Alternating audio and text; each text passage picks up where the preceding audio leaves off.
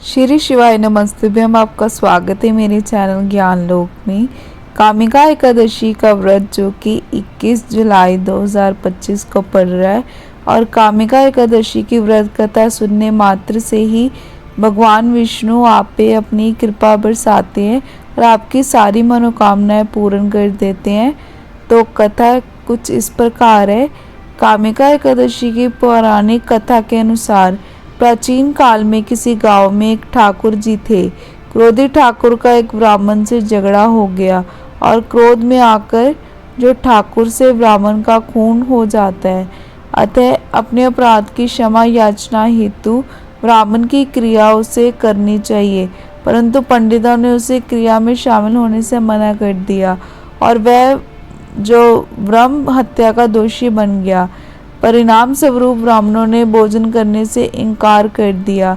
तब उन्हें एक मुनि से निवेदन किया, हे भगवान, मेरा पाप कैसे दूर हो सकता है। इस पर मुनि ने उसे कामिका एकादशी व्रत करने की प्रेरणा दी। ठाकुर ने वैसा ही किया जैसा मुनि ने उसे करने को कहा था। जब रात्रि में भगवान की मूर्ति के पास वह शयन कर रहा था, तभी उसे स्वप्न में प्रभु दर्शन देते हैं और उसके पापों को दूर करके उसे क्षमादान देते हैं।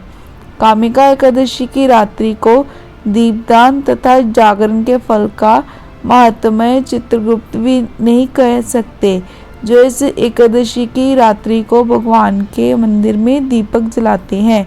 उन्हें पितर स्वर्लोक में अमृतपान करते हैं तथा जो घी का तेल का दीपक जलाते हैं वे 100 करोड़ दीपकों को प्रकाशित होकर सूर्यलोक को जाते हैं। ब्रह्मा जी कहते हैं, हे नारद, कामिका एकादशी के व्रत का महात्म्य श्रद्धा से सुनने और पढ़ने वाला मनुष्य सभी पापों से मुक्त होकर विष्णु लोक को जाता है। ब्रह्म हत्या तथा भ्रूण हत्या आदि पापों को नष्ट करने वाली इस कामिका एकादशी के व्रत का मनुष्य यत्न के साथ करना चाहिए। इस कामिका एकादशी के महात्म्य के श्रवण व पठन से मनुष्य स्वर्लोक को प्राप्त करते हैं और इस तरह जो श्रद्धा से कामिका एकादशी का व्रत करता है, रात्रि जागरण करता है और अगले दिन द्वादशी को विधि पूर्वक पारण करता है, इस व्रत के प्रभाव से उसके सारे पाप नष्ट हो जाते हैं और उसे दिव्य तेज प्राप्त होता है। ये थी कामिका एकादशी की पौराणिक कथा जो मैंने इस वीडियो में आपको सुनाई है। और कामिका एकादशी के व्रत धारण करने से आपको भगवान विष्णु तो आपसे प्रसन्न होते हैं, आपके सभी जो पाप नष्ट हो जाते हैं और आपको एकादशी का फल जल्दी ही प्राप्त होता है और भगवान विष्णु अपनी कृपा आप पे बरसा देते हैं।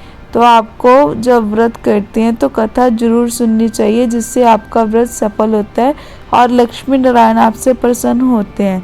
और वीडियो अच्छी लगी तो वीडियो को लाइक और मेरे चैनल ज्ञान लोक को सब्सक्राइब करना मत भूलना।